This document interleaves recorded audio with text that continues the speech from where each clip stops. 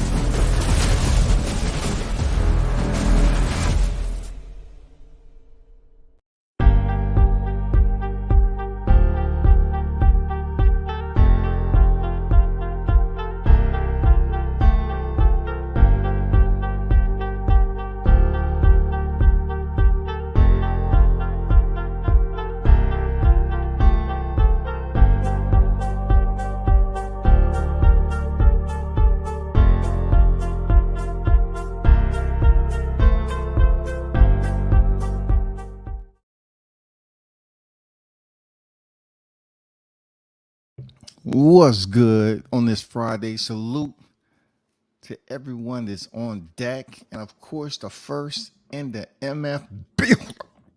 I mean the building. Shaw News, the Sauce Experience, aka Showtime Shaw on deck.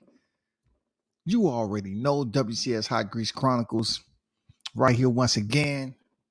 NO on deck. What up, chat and WCS? What up with you, bro? Dion Washington, MF's too grown for all this internet heating. On deck, yeah. We're gonna get into what's grown and what's known. You know what I'm saying? We're gonna get into what's grown and what's known. That's just the only way to put it, that Dion. Shout out to my guy Dion Washington, though, in the building, man. King Mitch on deck. Come back. What up with it, Mitch? What's good, shouty? Tony Boswell in the building. Much respect at World Combat Sports. And the chat stopped in to show support. Hit the like button. Salute, my brother just got off work, no doubt about it. Good to see y'all in the chat, man. Live and living color. Ready to kick some hot topics off. You know what I'm saying? I got a little time. Squat Jones on deck. I see you, brother, in the building. I'm about to do some blocking tonight. You know what I'm saying? Before I came in on this joint, I was like, hey, I'm going to be patient. I'm going to let some of these people, get their words off. And, I still feel that way a little bit. But being that I picked up a larger group of individuals that's not in my best interest in supporting the channel, I will attempt to give them minimal time to say something stupid, and then I'm blocking them. I'm just letting you know. So if you haven't heard, we're gonna get to this Bill Haney and Hopkins, and when it comes down to these two names, they are well known in the boxing industry, the boxing platforms, the boxing universe in general. B-Hop is known for his history, his Hall of Fame career, the accomplishments and achievements that he was able to add to his chess play as a boxer, proving that you can come in, late. B-Hop came in late to the game and still amassed so much success in this sport, man.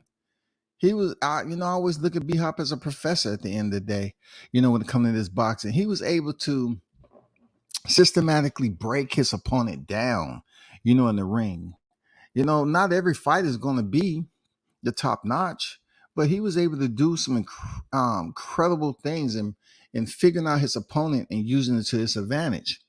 And this is unfortunate. Once again, we have two brothers in the media, and I just want to touch bases on some of the comments that was made to in this particular matter. But first, I want to tell y'all, make sure you tune in to UFC 285 tomorrow. It's gonna be legendary. Jon Jones versus Ciryl Gane in the main event. All right, Valentina Shevchenko, who is the flyweight world champion, she's pretty much been dominant since the division was created, and she took over the belt. You know what I'm saying? She hasn't been defeated since she's been at the flyweight division. And also, my take and review and reaction to Creed 3. I do have my take on some things,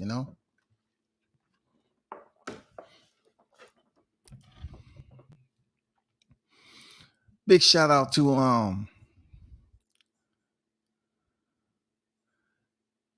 Mike Tyson. I rank B-Hop over Floyd and Pacquiao.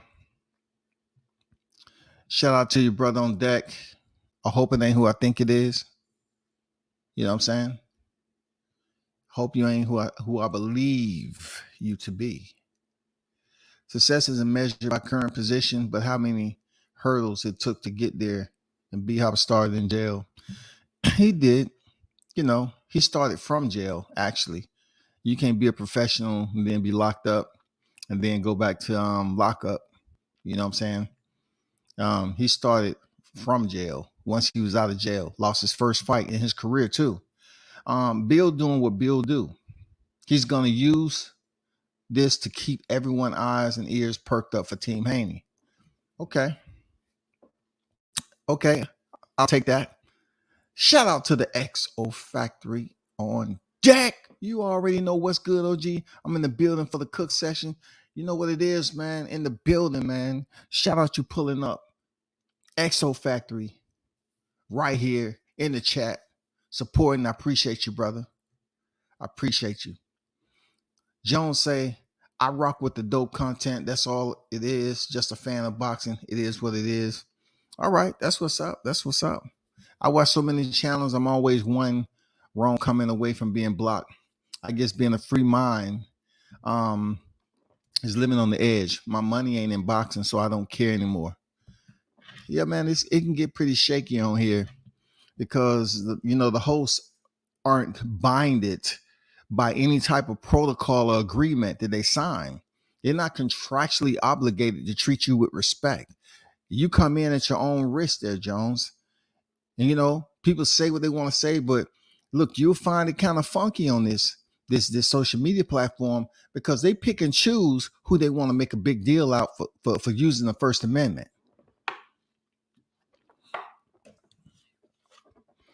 I want to start on Bill Haney and B-Hop. Okay, for those of you who've been following me, this the way it is with me and what I think about this situation. So, just like anything you do in life, right?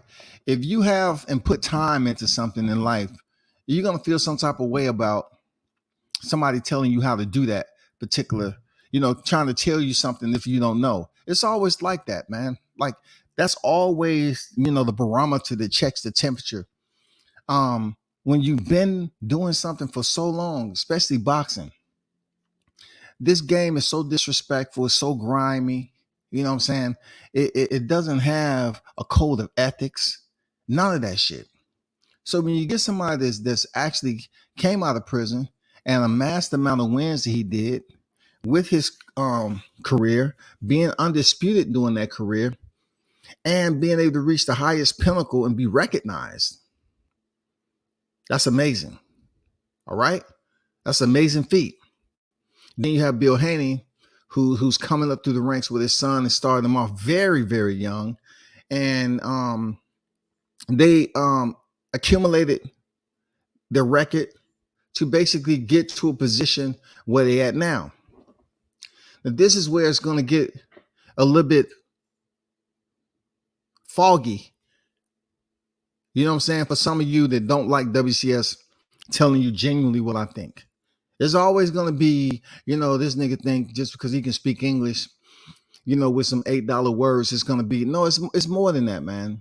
I'm being genuine with what I say about this, right? So I've been on record as saying that Bill Haney is always in these YouTube streets, and that's going to be to his detriment. At this point in time, it doesn't seem like he cares because it's free promo for his son. But also WCS has been on record as saying you need to keep your son away from these YouTube streets. I said that. I'm not looking for no credit. I'm not looking for no retribution. I'm not looking for no clout. You know what I'm saying? I'm not looking for that. Never was. But I put it out there. I told Bill that he needed to keep Devin away from these YouTube streets. I told him if he was going to be in the YouTube streets, that's fine. If he's conditioning himself to take what he's going to take, cool. But Bill, when it comes down to B-Hop and you saying you have a problem with him using the First Amendment, then I have to look at what you've been able to do out here in these YouTube streets too.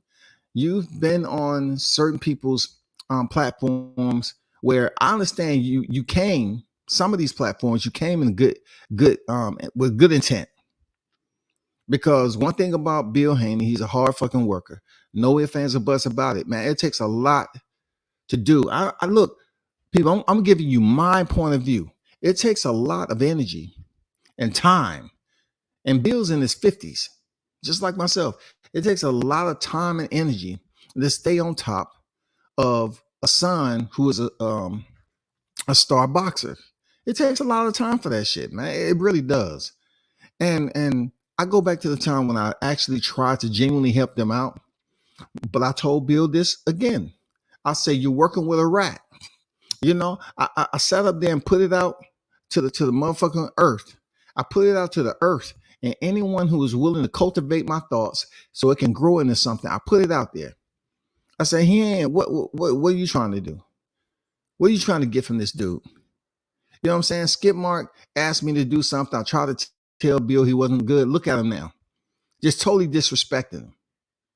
And then when Devin finally comes on the show, he doesn't even give your son the time of day, the respect that he deserves after becoming undisputed champion. He didn't even give Devin the respect he deserves. And he definitely wasn't giving you the respect because he said you can leave the panel and Devin can stay. See, Bill, I have to start off the bottom where the rats scurry around, the bottom feeders. You came on my platform. You came on my platform, bro, to address another nigga. That's what you did, Bill. You disrespected me, and then he had a courtesy for another black man. So when I hear you out here going at another black man, it's just certain things that kind of irk me. Like, it's not a disrespect, you know, on you out here grinding on the YTC, but the first and only time you came on my platform, you was like on some other shit, bro. You're talking about the First Amendment, but when I was using the First Amendment, it wasn't okay with you because I was critical of your son in highlighting Teofimo Lopez. So you came on here to get at easy work boxing. And in the process, you felt like I was going at Skid Mark and you wanted to defend him. So I encouraged and motivated you to go over there to Skid Mark. I tried to tell you to stay away from the kennel, but you wanted to be an animals' right activist. You wanted to go up here and help out the damn animals and the ferments. I tried to explain to you he wasn't good for the brand, but yet and still, you kept going over there thinking this dude could be changed. You know what I'm saying? You can't turn a dude like that to anything productive in society. You can't do it, Bill. And all the times I've heard you on these panels going at people, giving your thoughts. You even went at me on a panel of dudes who I was the only one on there for a boxing debate. And you go on there not to have a sensible conversation, but you wanted to sit up there and speak down and subordinate to me. And I'm past that shit. Real talk, I'm past it. But I don't agree with you mentioning the First Amendment all because B-Hop is telling you to keep the same energy when you see him, bro. I don't believe in none of that. Like I said, you worked your ass off on these YouTube streets. But there's a lot of us out here confused as to why the fuck that you keep on coming out on the YouTube streets and you just keep visiting and making yourself accessible to people who don't respect you, who can give a damn what your son has accomplished, and they can care less where y'all trying to go. Y'all did some respectable shit. And I've been on record as saying that. Devin went over there and completed the Aussie double. No way, shape, or form I devalue that at any time in my words. But what I'm telling you as a man, and me and you are damn near in the same age bracket.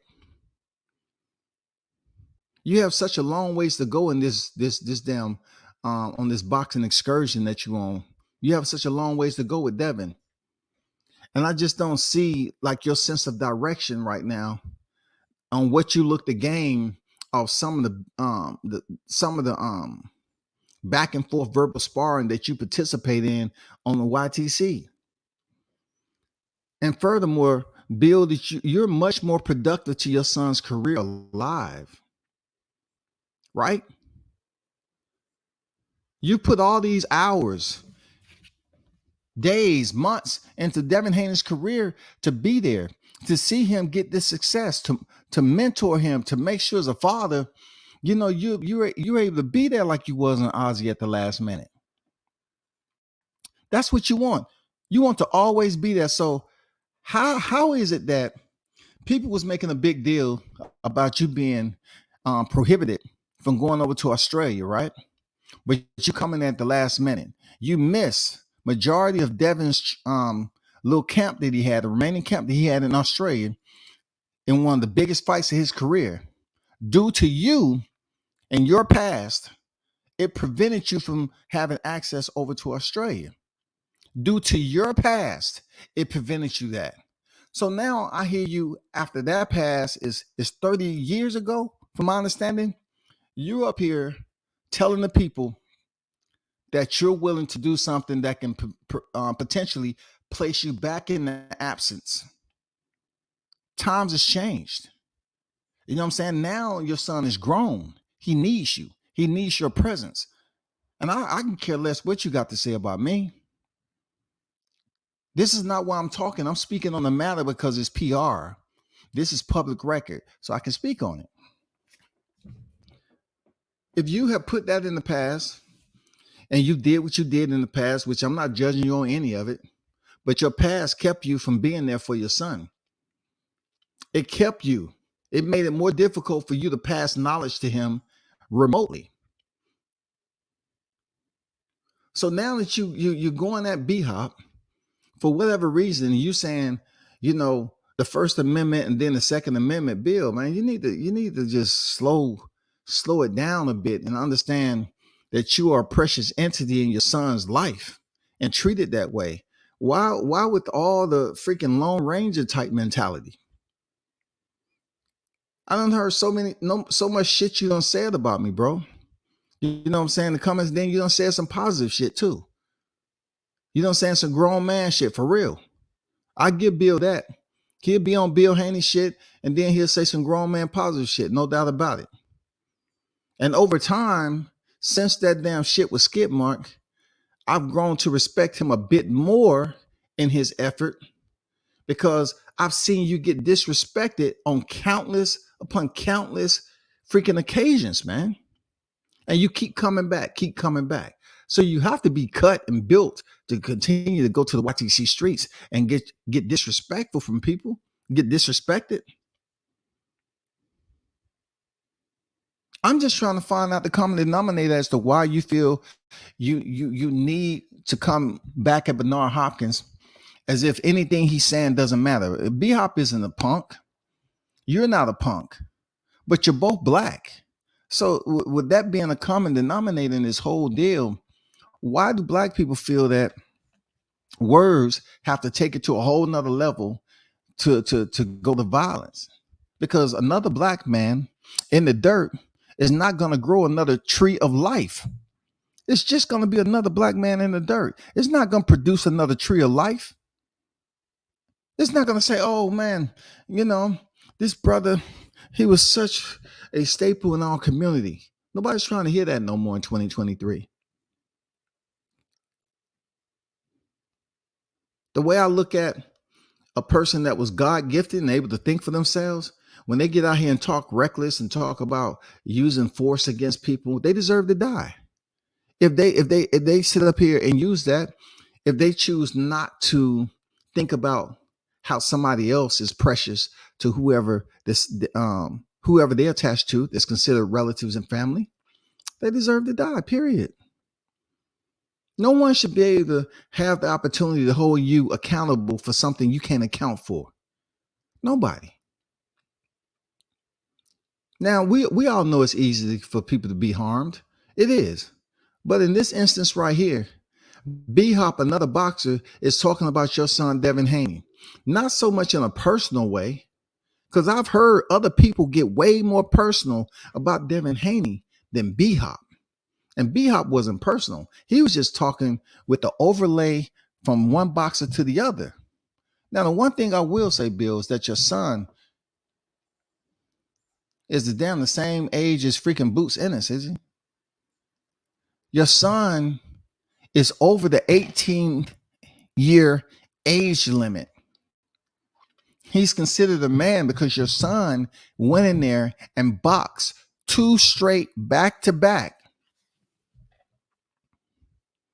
fights for undisputed lightweight world titles.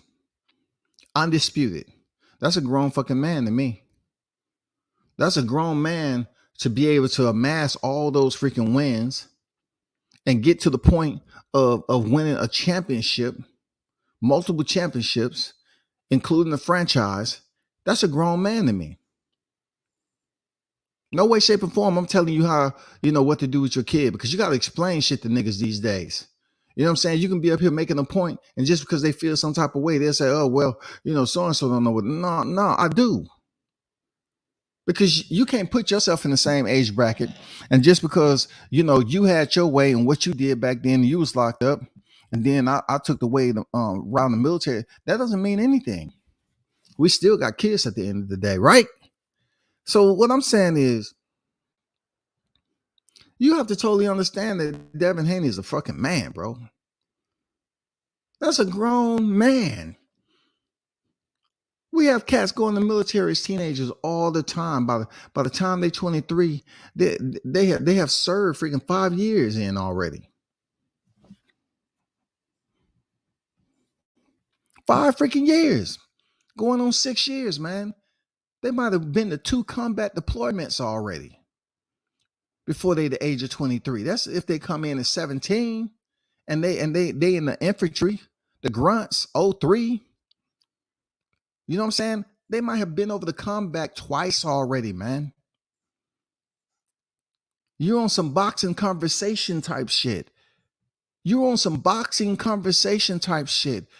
supposed to always be there and think and process and say, you know what? I did everything. I maximized my thought process in this situation, and this is the way I'm going to take it forward. Not just impulsively saying that you're willing to do this, you're willing to do that. How sad is it going to be for Devin Haney if you feel that you should go to the extreme to put your life on the line in a situation where you mentioned the First Amendment? The First Amendment, I'm not going to lie, the First Amendment can absolutely cause somebody to go through the experience of being harmed. Real talk. It depends on who it is. But I'm speaking on this particular case right here.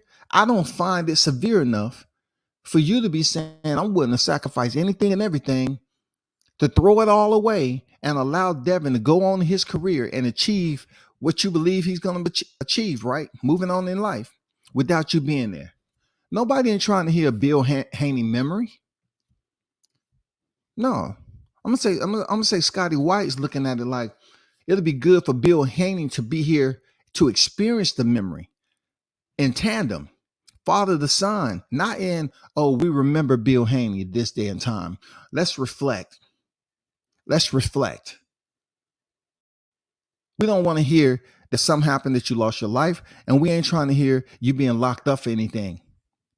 So a lot of us see through what you're saying and trying to make this a whole lot serious than what it is. And I understand you are a damn good genius at keeping the attention on your son.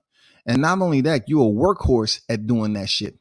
I've seen you do it with the Gary Russell situation.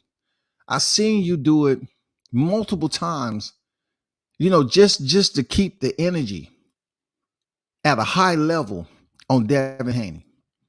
Man, you're a motherfucking workhorse when it comes to this shit for your son. You're a workhorse. You have unbelievable depth when it comes to the reservoir of fuel that you run off of to keep these cylinders burning throughout the YTC. You keep it going and going and going. I commend you for that shit. But some of the shit you doing out here is bullshit, dog. I'm just telling you as a man, bro.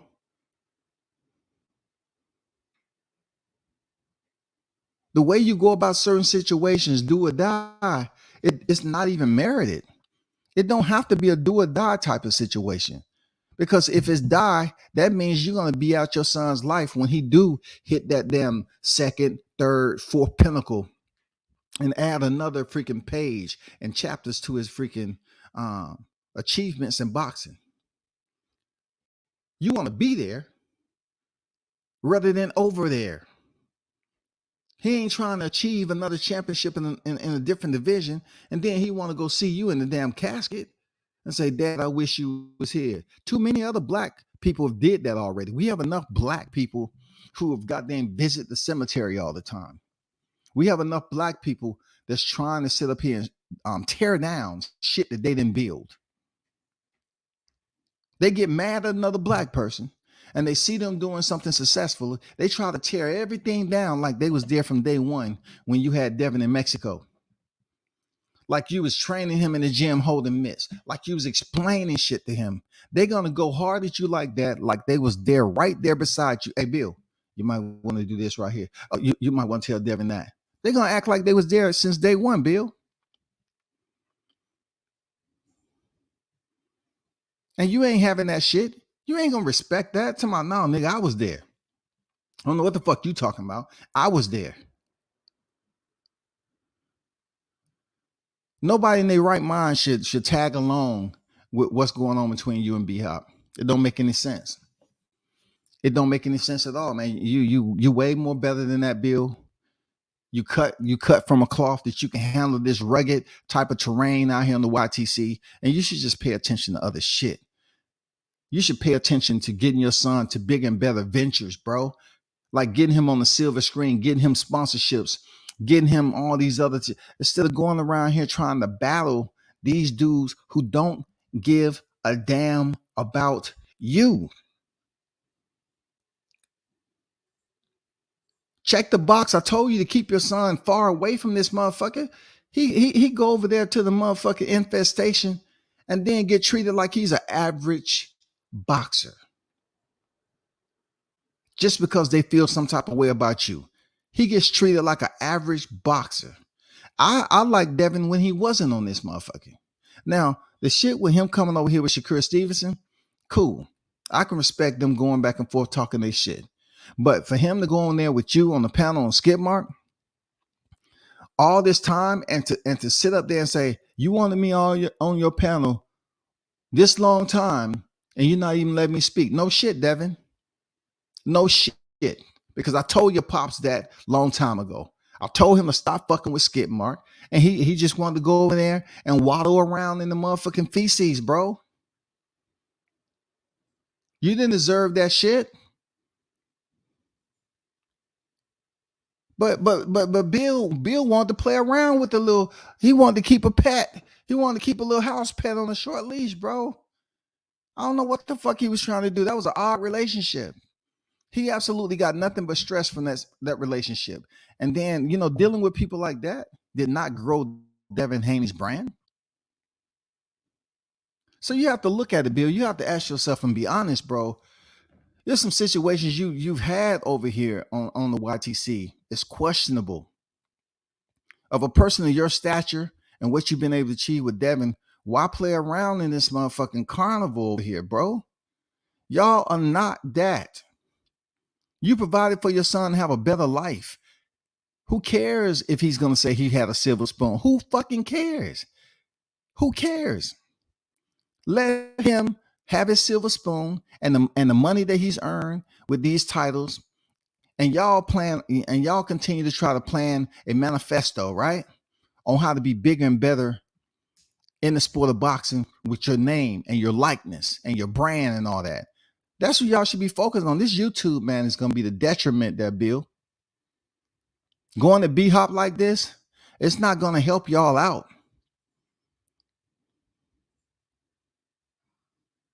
Nobody's going to give a fuck about this shit, man. I don't know why people are so inclined to disrespect Hall of Famers and legends in the sport of boxing like they didn't go in there and put forth the sacrifice. They went in there and sacrificed themselves, bro, to build the notoriety that they got. They earned it. They earned every last bit of it, bro. But for an average nigga like us to sit up here and speak on it and say, okay, it's the First Amendment for me to speak on it. But then what about having some type of common decency and respect and say, yeah, I'm talking to you on some shit. And I understand where you're coming from because y'all both boxers. B-Hop's a boxer, Devin Haney a boxer. That's where the demarcation line is drawn, Bill. You can stand outside of the demarcation line and let B-Hop talk his shit, bro. Let Devin talk his shit. But it's no micromanaging here. You know what I'm saying? It's not like he's really talking about your son that's 13 years old, 12 years old, man. Your son is considered a grown man, bro. This man is out here undisputed, hands point blank, period, down. He's undisputed world champion. Nobody can goddamn debate that shit at all. I wouldn't give a fuck about coming over here trying to sustain some type of damn YouTube legacy, which ain't gonna fucking matter to nobody. The only thing YouTube is gonna do is continue to wash you in the goddamn grimiest, gritty dirt pile that you can find. The most funky, shittiest freaking septic tank of media that you can find, Bill. They don't fucking respect you, bro. And with your heart and how hard, like how much you're driven to keep at this shit, you may just be blinded to keep on pushing and pushing, and they're going to respect you by all means necessary. You're not going to get that from the YTC. It's going to take more than the LDBC, Bill, to goddamn get you to the height you looking. It's going to take more than the LDBC to get you where you're trying to go. That's truth be told. It's something else out there bigger than that now. You know what I'm saying? First of all, it's called common sense. Why make it more difficult for yourself when you can just go out here and focus on freaking Devin, who potentially has a big fight coming up with Lomachenko, who I feel point blank that he can beat this guy. And y'all take it to a whole nother level. You already defended your titles. Now you get to go against somebody who's never been undisputed, but yet he has gotten the glory that you all are seeking to achieve, that Bill.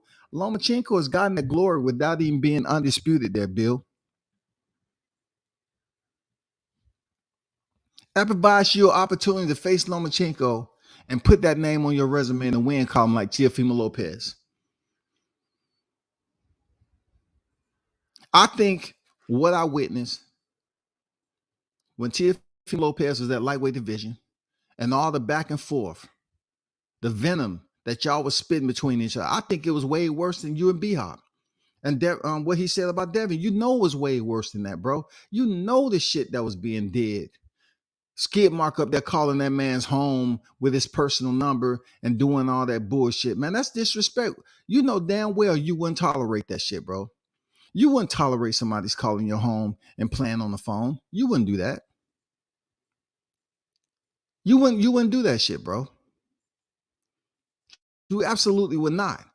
The back and forth when T.O. had them belts and y'all was trying to make a stance, you know what I'm saying? Believing that T.O. was gonna, out of the back and forth, the disrespect, that he was gonna have no other choice but the damn select y'all to be in the ring. Not understanding, right? The reality of it. When you process this shit intelligently, that it like as human beings, we can be spiteful, vindictive, all of that. So you wanted that man to listen to what y'all had to say and give you a shot. I just thought that back and forth was way disrespectful than a lot of situations you've been in on YouTube. Real talk. I just think you and Senior was going back and forth is way worse than you and B-Hop, bro. You know it. And you wasn't coming at Lopez Senior like that. You wasn't goddamn making, you willing to do this, that, and the other and not be there. As black men, we got the dumbest mentality to leave it all on the line, to prove something to somebody, and then leave our kids up here with whoever's left as a relative. It's the dumbest shit ever. It's the dumbest shit ever, bro.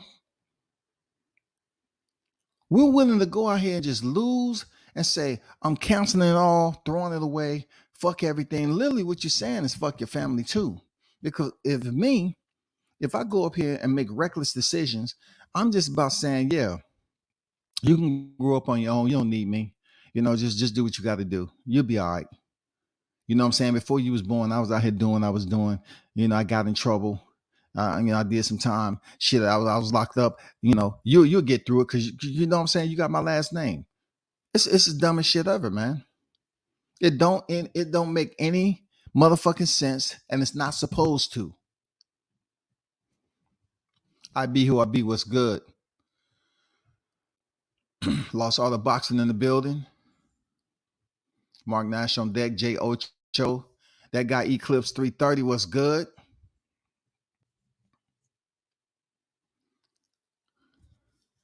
Jones Jr. was good.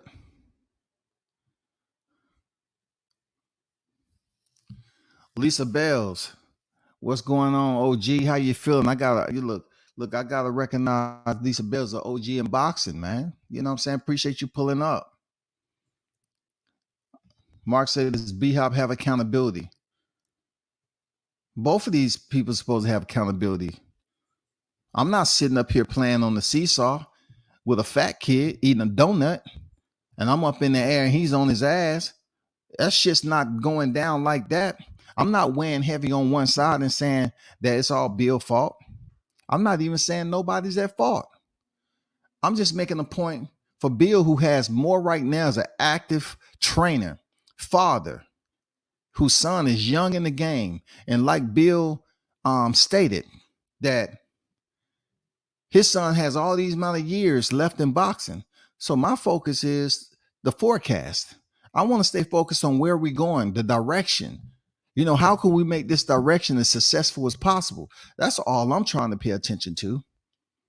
Now, I know it's easy to go back up here and play in the mud every now and then. You know what I'm saying? But why? You did that shit before he was undisputed. You're doing it why he's undisputed. I'm just trying to find out why go at B-Hop when we already know, like the elders, for instance. You know how they always talk about the elders provide us with wisdom and stuff like that? Why can't the elders comment on anything? Why can't the elders, the OGs of this boxing game, critique and give constructive criticism along with criticism, and that criticism is taken, and then whatever you have to say, okay, say it, but don't just throw it all away and say, I don't give a fuck about what they say, man. I threw it all away. I mean, I've heard you say that before. You know what I'm saying? I don't doubt you don't mean it. I've heard Bill tell an average dude on a live, you know what I'm saying, that he would throw it all away.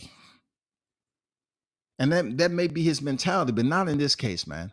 I would rather see you be here for the ride. I'd rather see you be here to pilot that ride.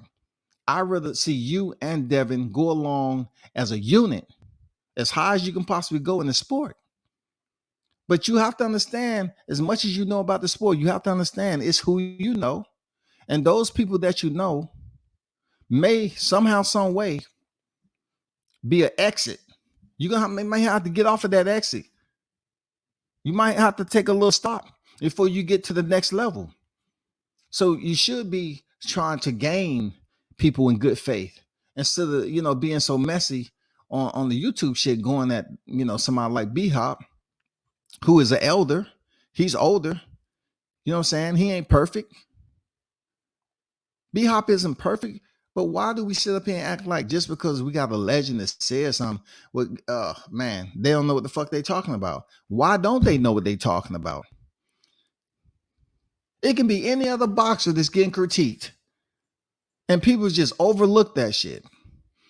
But when it comes down to another black boxer that have to be a Hall of Famer critiquing a younger black boxer, it has to go all the way to the extreme, like it's the electric chair. That shit is asinine every day of the week, bro. We're sitting up here trying to eradicate ourselves. We're some of the only species that would sit up here and eradicate ourselves, bro. Off simple shit. Basic, simple shit. We all about eradication. I'll do this. I'll do that. And then the motherfucker got you on a t-shirt. Why, if you're trying to get your son to the highest height, why say you'll never stop? All because B-Hop, though. B-Hop has earned the right to say some of the things he's saying on another boxer, bro. He's not coming at your family. He's not sitting up here just being with extreme malice. It's not like he's talking with ulterior motives. And all you channels, right? All you channels that's out here that's trying to jump in this whole entire, excuse me, you're all trying to be the Congress of YouTube, the Bill Haney Congress. Y'all need to learn how to think for yourselves too, because it does y'all no justice either when you jump up here and y'all agree with somebody who's totally wrong, but yet you be the same people on the panel in the debate telling people, well, to be honest, man, you should really think this out. You should really think this out. Set a benchmark for yourself. You should really think this out. You've been a little bit impulsive, brother. They be trying to speak that peace shit. But yet they up here promoting someone who they're unwilling to stand up to and correct because they're trying to maintain a relationship or friendship. Now call it for what it is, man. It ain't worth it. I want to see Bill and Devin continue to grow and excel and go to the down, pick up some more chips, divisions, and do what the fuck they want to do. Not wash themselves in the motherfucking septic tank of boxing media, which is the YTC. Don't submerge yourself around people who's trying to drown you, brother. How many people are going to go hard for you in this B-Hop situation? Why does he have to be Stephen Warren? I don't get the shit that's dealing with race and Sambo and Coon and all the shit that we complain about that was used against us. Why does he have to be Stephen Warren of the Django? Why? I don't even see. It'll take a lot for a black person to basically be relevant on the YTC if they act like him. If they actually portrayed the character that's Samuel L. Jackson portrayed in Django, Stephen Warren, and what a lot of people will call a house nigga, you know what I'm saying? It should be an outcry. It should be a gang load of people on the YTC speaking up about somebody if they act like that. But that's not the case. That's not the case. We have more of our own people laying that word on us, but yet let a white person call you the N-word and you want to throw it all away, but you got black people on here doing the same thing. They're calling people the N-word with the ER on the end of it as if they're passing some type of knowledge to their generation or younger. It's the dumbest, the most ignorant, idiotic type shit that continues to convince me That we're not dealing with some smart people on this YTC, bro. We got some people that's very incompetent. Because one minute they speaking about race, but the other minute they being a racist. And that shit about black people can't be racist towards one another. Yeah, but this is not the case with Bill Haney and B-Hop. That's what I gotta say. It's not the case, bro. This is not the case. I just don't want, or I don't align up, condoning throwing it all away when it's better for you to be here. If you run into B-Hops in a situation or whatever, and you with your security, it shouldn't be any type of situation where it gets physical, all based off what you disagreed with B-Hop said. I don't think anybody should, go through that situation just based off that minimal type shit. Very innocuous. I feel it was innocuous, bro.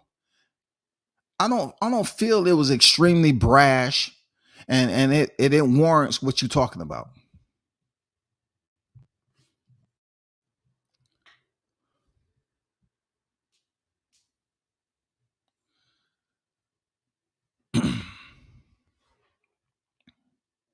MIC, what's good? The F is B-Hop telling people to keep the same energy for. And the real one is gonna respond like a nigga, what the mean? Okay. So let me respond to Mitch about energy. Keep the same energy. So let's just say me and Mitch had an intense conversation or debate. I say, well, if I see you, keep the same energy. If we was going back and forth talking some shit and it was never about any threats, if one of us tell each other to keep the same energy when I see you, what does that mean exactly? Keep the same fucking energy. Okay? Keep the same energy. Because when I see you, we're going to pick up this debate in person. It seems like as a black person, you got blinders on, man. You sit up here and elevate basic, simplistic situations to a severe storm for no fucking reason. That's what we always want to put ourselves in it. For us to understand anything, we got to place ourselves in the most severe, inclement weather possible. Keeping the same energy can be simply, we debating back and forth. It's intense and everything. Keep the same energy when I see you because we're going to continue this debate. It doesn't really have nothing to do with violence. Why are we going to take words that isn't directly speaking on something? Like, we're grown as adults. So if somebody say, I'm going to slap you, you understand the threat has been issued and physical violence will be once they see you. Physical violence will be on deck. It will be the next step. That's what's going to happen. Physical fucking violence. Because they pretty much said they was going to slap you, which is a physical action, right? So they basically told you. They verbally expressed to you and gave you confirmation. But keeping the same energy, if y'all going back and forth with each other, talking about whooping each other's ass and all this shit, I beat your ass, then keeping the same energy for that perspective, okay, cool. That means physical contact. That means violence. To me, as long as I've been living, I mean, that's what it means to me. Just because we've went into another year, that means we're still dumber than we were last year. We can't sit up here and decipher what keep the same energy is based off the language that we was using. We want people to consider ourselves to be very intelligent, but yet we want to be ignorant and stupid and incompetent and degenerates over here. Nothing came about it with violence. But just because Bernard say, keep the same energy, it's like, yeah, I'm going to put hands on you. And their his son's a boxer and he's a trainer. In that case, it'll be so many boxers and trainers and teams going at each other's throat all the time. Like, look at the situation that happened with Jose Benavidez, right? Jose Benavidez, right? And Bud Crawford. They actually had beef between one another. He came up in the gym. You know what I'm saying? The shit was back and forth, verbal jousting, words exchanged. And then at the weigh-in, Benavidez pushed him, and Crawford tried to come back and throw a punch. That's between two boxers. Did you see Benavidez's father running up there to fight Crawford? Did you see Crawford's family going up there trying to intervene to fight Benavidez? I mean, it's a combat sport, man. I mean, I don't get it. Yeah, one black fighter, one Mexican fighter. So therefore, they handled that situation inside the ring and at the weigh-in. But then on the YTC, it gets way past that. People want to bring in the kids. They want to bring in the freaking uncle and auntie. They want to bring in the mother and father. They want to bring in cousins. They want to bring in everybody that has absolutely nothing to do with the situation, y'all. Most bills never even got this far. I don't care if B-Hop is a legend in boxing. He done boxing. He ain't no legendary promoter at all. Somebody should have been got on his ass for the filth he's spitting at these cameras. What filth though? Who hasn't been on the camera? In boxing, we've had promoters steal from fighters. Fighters who's going in there putting it all on the line, taking damage. We're gonna go off words now. We're gonna go off words. Mike Tyson is glorified as a boxing god. And he was talking about eating somebody's kids. He actually carried out a cannibalistic act in front of millions by biting Evander Holyfield's both of his ears. But he's glorified as a boxing god. Nobody's talking about what he did to Holyfield. That's water under the bridge, bro, down there. All the way down there.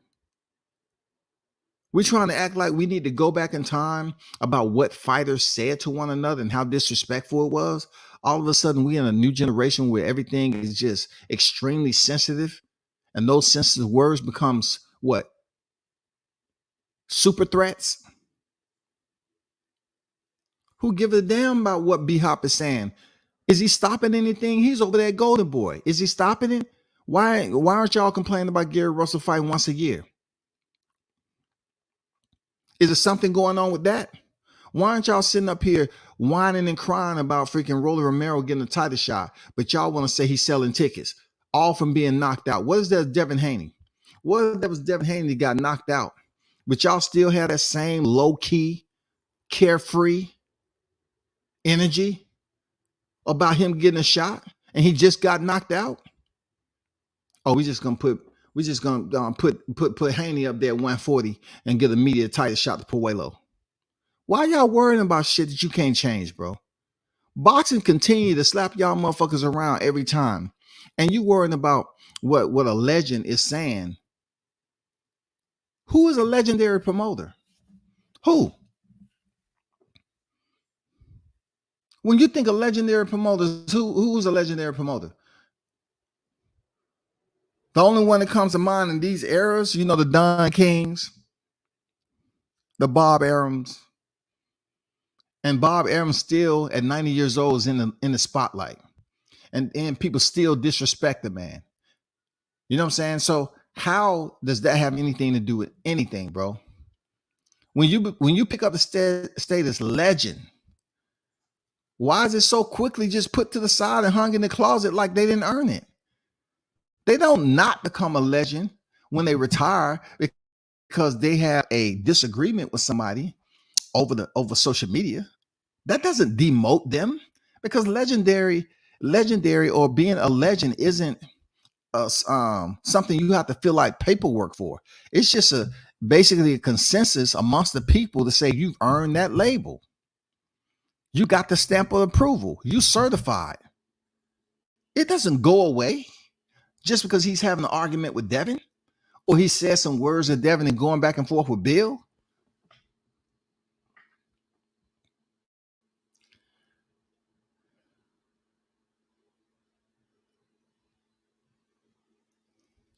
B-Hop do more interviews than when he was actually fighting, all up on the Oscar, trying to convince us them bum-ass fighters over there are better than what they really care. See, your focus is way off the mark, man. Your focus is way off the mark. You act like it's Bernard Hopkins promotions. So if you're talking about bum-ass fighters, Mitch, You need to talk about Oscar De La Hoya and the things he wasn't doing to get that promotion where it needed to be. Wasn't y'all the same people when Devin was over there signed with Matchroom, fighting on the zone? Y'all was saying he made the worst mistake too, right? Why he didn't sign with PBC? Why he didn't sign with Mayweather Promotions? That's what y'all was saying, right? Y'all never going to be satisfied about this situation. And that's why I was trying to explain to Bill. They're never going to be satisfied with the hard work and the grimy shit that you get into on these YTC streets. So I'll be like, fuck it. Do like Deontay Wilder doing. If you're going to rock with the LDBC, only fuck with the LDBC. I'm talking from a logical standpoint. If that's, you have every right to basically select who you want for the media, but I know you're trying to spread it out. There's more channels that can talk about your son in a positive light. That's what you want. Free promo to individuals that's going to highlight your son in the correct light possible, in the brightest light possible. I get it. But you can't go around here fucking with all these randoms, yo. All these motherfucking randoms, because all these randoms, just because they may mention your son every now and then, doesn't mean they respect you. They're not going to respect your hustle. They're not going to respect all the work you put in, all the hours, all the phone calls you doing. They're not going to respect that shit. If they can disrespect Bill Haney, they feel like they did something amazing. Man, you ain't going to come in here with that bullshit. We're going to ask the tough questions. Do you really want to be a part of the tough questions? If they're not benefiting y'all growing, and someone like Ring respecting y'all a little bit more as a boxer who's earned the titles, right? He beat the man who beat the man who beat the man. Earn those titles the right way. If they don't respect y'all, what are you looking to gain on the social media platform? With all these randoms, what are they looking to provide you? How are they going to push you forward? How are they going to make your journey any smoother than what it is? They're not. They're not. Trying to make it seem like B-Hop can't have an opinion when these lame ass niggas who never got in the ring, don't know how to lace up or wrap their hands, can wrap their hands can. Shut your lame ass. And that's pretty much where I'm at with it. Like, I'm not saying that he should take this whole situation so serious. Like, don't take it so serious where you're willing to throw everything away. It ain't gonna be worth it at the end of the day. It's gonna be another black man that fucked up, that's not there for his kids. That's how they look at us anyway. That's how they look at us. We get extremely disrespectful with one another. And when you have somebody that's with a sound mind, you know what I'm saying, that's thinking about those things, that's overthinking, so to speak. I'm overthinking a situation. I'm thinking about somebody's family. I'm thinking about if they married or not, you know what I'm saying, what they have going on. I'm thinking about where they trying to go. If they have success, where they trying to go. I'm just thinking in this boxing game, what I know about them so far, what I've seen from them. I do. I just correlate all that shit. I just process it, weigh it out, be sensible about it. But I don't think a lot of people on this YouTube give a damn about just processing information. They want to be impulsive and they want to emote on demand and just act out, bro. And they put all this motherfucking energy into something, and they haven't moved 1 inch than where they was before all this shit started. That's where I'm at with it, Bill. You got a lot more to deal with, a lot more to be paying attention to. You ain't trying to lead Devin Saul like that, but I do know that you are that guy who's extremely intelligent when it comes to keeping the light on your son and energy on your son. You're a genius at that shit. And it's gonna come a time and day. Just think about it. All this shit you doing with some of these randoms on YTC, it's gonna be hanging around forever and ever and a day. So you have to think about other people that you may visit later on this journey, finding this material, because people always want to hate on you, right? They're gonna drop links to these people, Any which way they feel that they can give information on something that you said, they screen recorded. And I know you can say, fuck this, I don't give a fuck with it, but you got to give a fuck. You got to give a fuck because you're trying to go forward. And you know the sport is all about what? Business and politics. There's a lot of motherfuckers that are shakers and movers in boxing. That's on the highest level that can put roadblocks up. We're seeing it right now with Rolly Romero. What if that was your son? If your son would have got stopped by Tank, they wouldn't have gave him no title shot. Would Floyd would have gave your son the same opportunity he's giving Rolly? Real talk. Well, he gave him the same opportunity. Is it possible? Like, because we just seen Hitchens leave. He's in the same division as Alberto Puello. He goes in there and has a very good performance against John Bowser, who's simply nobody in boxing. They never gave him that shot. But Rolly, who was just stopped, knocked out in the lower division, he gets a shot. And all I hear from these people on the YTC, to my, oh, he can sell tickets. He's popular. He has a following. I would be focused on the following, goddammit. You know, Bill, I'd be focused on purchasing more IG followers. I'd be focused on rebranding. I remember when T.O. rebranded his IG and just put nothing but clean boxing videos and content out there. No personal shit. This man is sponsored by Bud Light and freaking Essential Water. I would be thinking about getting some sponsorships. Devin not speaking to the YTC isn't going to hurt him in his boxing career. Goddamn, keep stepping over this motherfucker like it's a pile of dookie. You know what I'm saying? Just step over this motherfucker and keep on going like you got on some brand new $5,000 shoes, goddammit. And you ain't trying to goddamn step in this shit no more. You don't owe these motherfuckers on here nothing. Nothing at all, bro. They're not gonna get you nowhere. They're not gonna help pay the toll across the bridge, Bill. So this shit that you and B-Hop got going on, I would say let that shit go. And then I have to bring this up.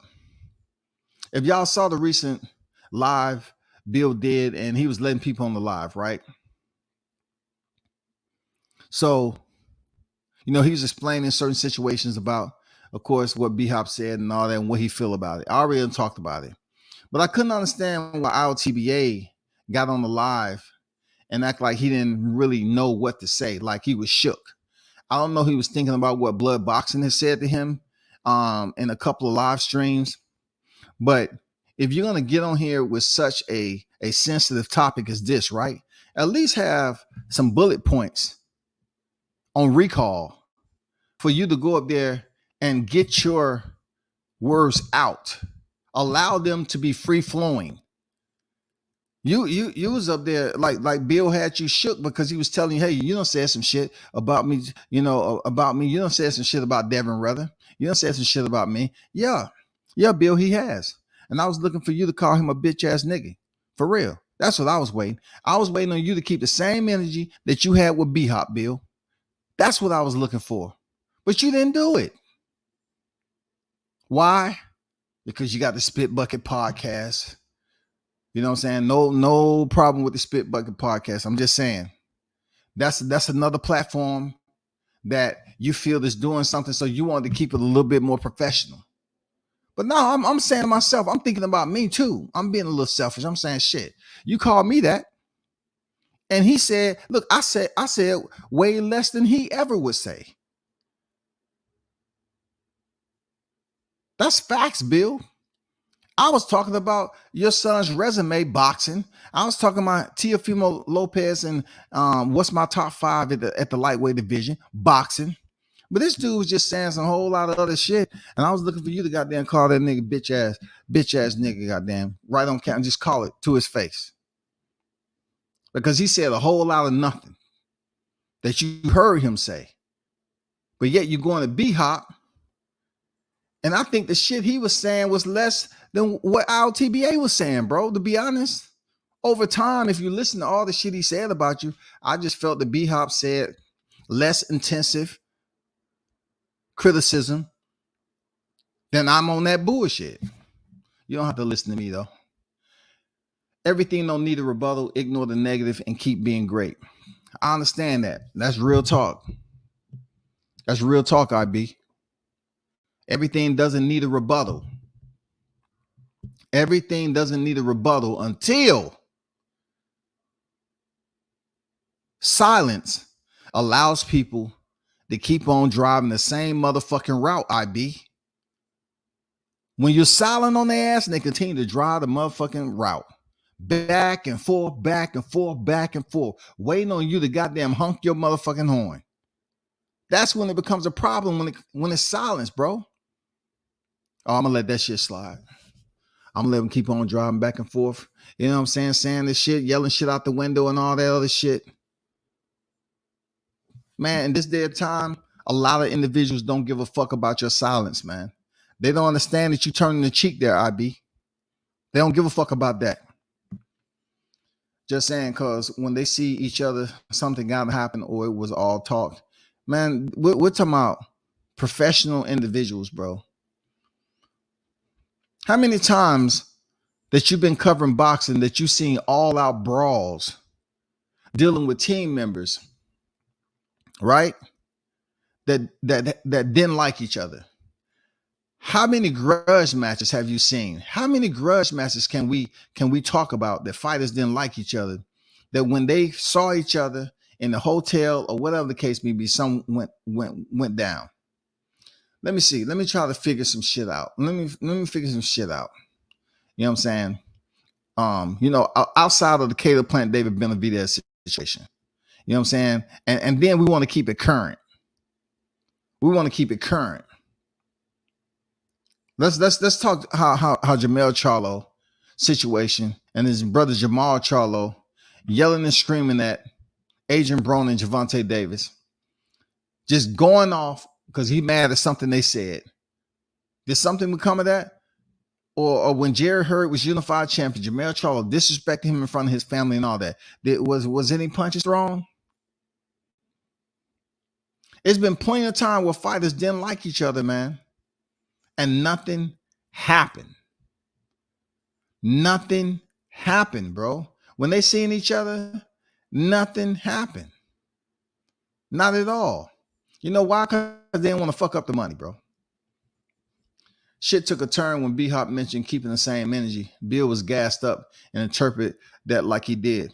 No, Bill cannot interpret that any other way because he speaks on the First Amendment. If you go to court and your argument is going to be, he said, keep the same energy, and they play back your conversation, the dialogue that y'all was having, and the jury do not hear or did not perceive any type of threats to be passed within that dialogue, who's going to look stupid? Just because you say keep the same energy. We're going to take slang and turn it into something that is not. Keep the same energy. We can say keep the same energy with something positive.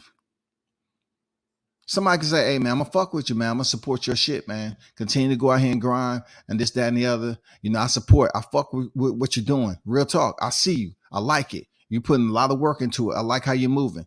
And then that person say, okay, when I see you up the road, keep the same energy. Simply both men hyping up their brands. Let's call it that. Logic. Let's call it that. Let's keep it on the brightest side possible. And let's say that's what it is. You feel me? That they're just trying to hype it up. But I want to be perfectly clear. I got mad respect for what Bill's doing for his son, and I gave his son credit. Even after I just think he never quite revisited the fact that, you know, it was disrespect. You know what I'm saying? It was disrespect, but yet and still, it's been certain times when my name was mentioned and he wasn't on that type of time. So I got respect for Bill Haney as a father first, man. As a father first. It don't have anything to do with a black man. As a father first, When I look at a person putting in as much work as he is, I take myself, put myself in that position to say, damn, how would I feel? How tired, exhausted would I be doing what he's doing? I always reverse roles mentally. I say, okay, are they doing something I can't achieve? Are they really putting in something that I really, if I want to focus on, I can't achieve? You're talking about a man in his 50s is putting in all this fucking work, dog.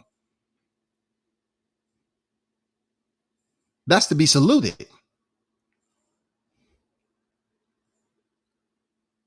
I'm being as genuine as I possibly can. That is to be saluted.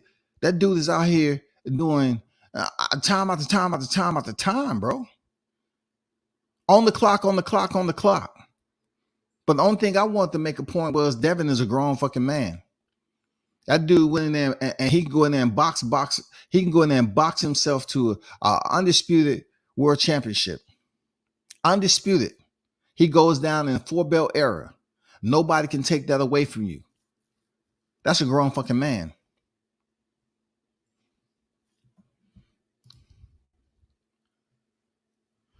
Keep the same energy as trying to imply that someone won't say those things to your face.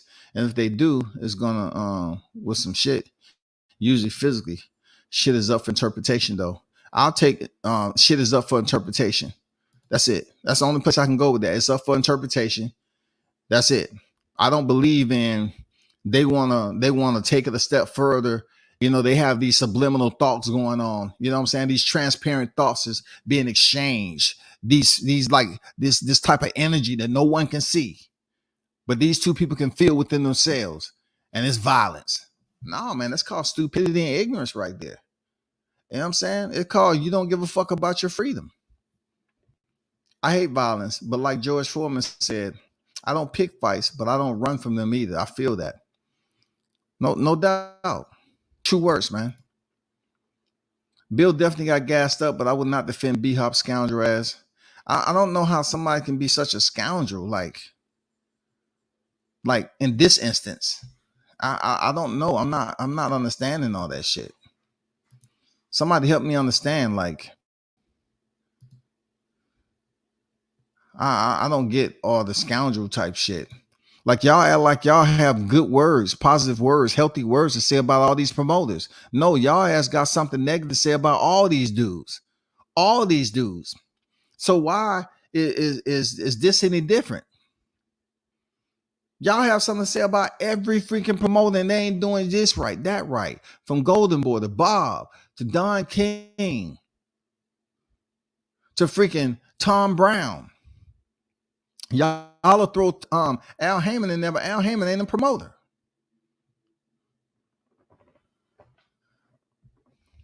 If Haney and Ryan move up to 140 with Tio, do you think they fight each other at that weight when they avoided each other at 135? A lot of things are possible in boxing. But I'm going to tell you like this. A fighter doesn't have to fight another. A fighter doesn't have to answer the call just because he hear another fighter chirping. Fighters chirp all the time. But boxing is a business. They telling you all that. They're proving to you all boxing is a freaking business. And therefore what? We need to see who he can match up. See who we can sign contractually that's going to damn sell some tickets. But also, you have other underlying variables that play a huge role right now. And that is inflation. That is the cost of everything. Why do we hear Espinoza talking about TikTok, using social media to promote? What happened to the promoting? Don't they work for the fighters? So now you're going to allow your fighters to come over here. And how is that going to be productive? Is if you're going to allow your fighters to be promoted on TikTok, is that TikTok channel or whoever it is, are they going to be on All Access? Are you going to give them a shout out?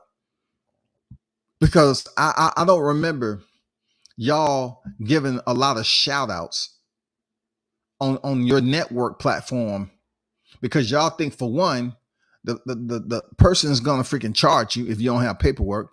They're gonna try to get some money out of you. And then it all comes into clout chasing. Oh man, that person just clout chasing. But it's been known for you all to use some of these social media channels content and don't even show no love. So how's a fighter gonna go on TikTok and become this astounding freaking boxer with popularity?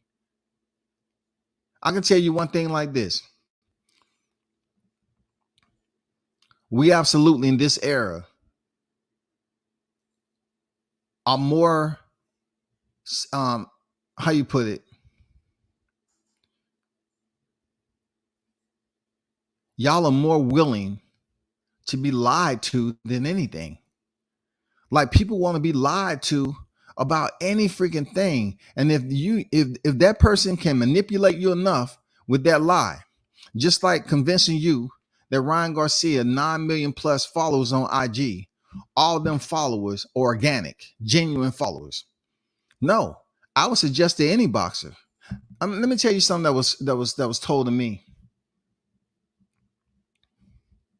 Let me tell you something that was told to me by a prominent role player at PBC. When I spoke to them, and this is a person that I've had issues with.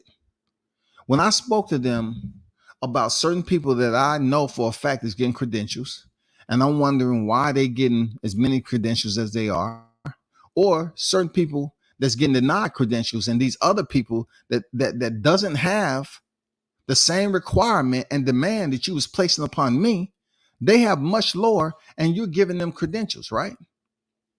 So I'm wondering. I was like, what's going on? Like, what is the standard operating procedures? What is the criteria for me to get approved for credentials consistently? Because I got denied for all of Deontay Wilder's rematch and trilogy. You know why? Because they was grouping us black media with what was going on with some of the LDBC members. That's fact. And this is no knock at the LDBC. I keep this shit sliced down the middle. This is no secret hating or nothing. This is what I was told. They couldn't separate us apart. So they just, oh man, so-and-so, no, we ain't doing that. Look at how many,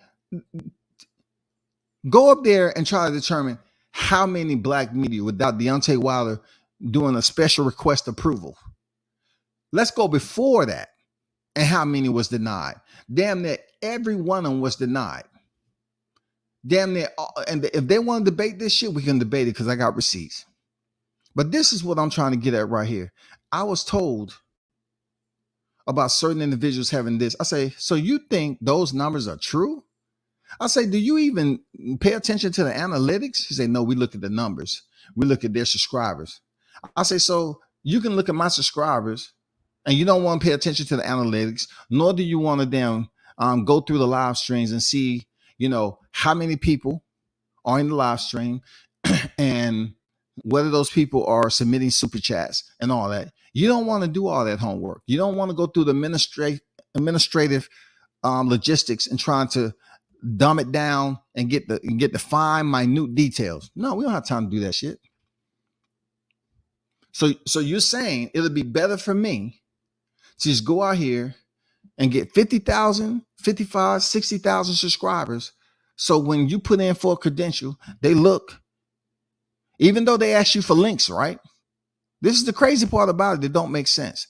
They ask you for links to your work when you apply for credentials. They don't ask you for your subscriber count.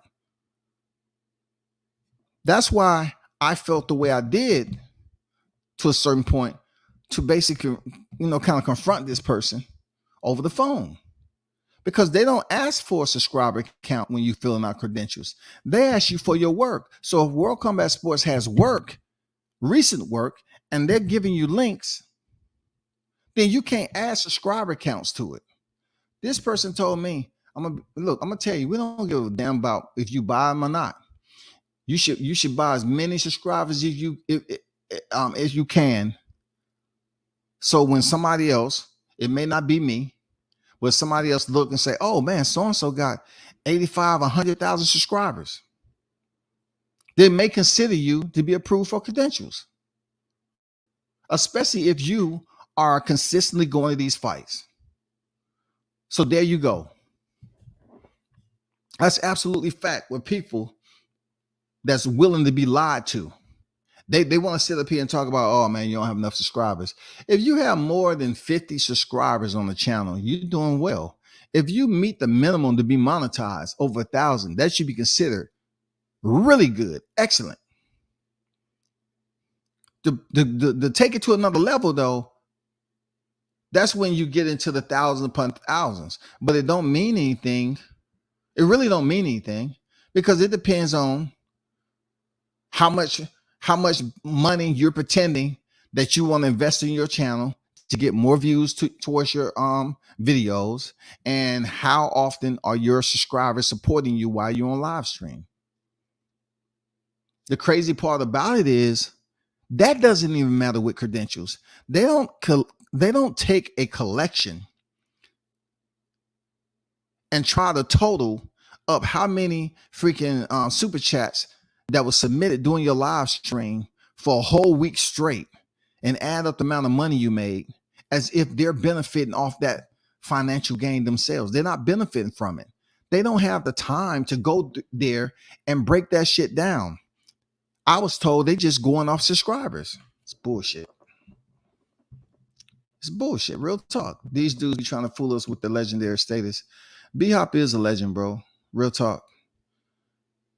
See, they can't fool you with nothing because boxers are combat sports. It's just like Jon Jones. Jon Jones' record, like I told y'all before, is worse than damn near most boxers that you see over here.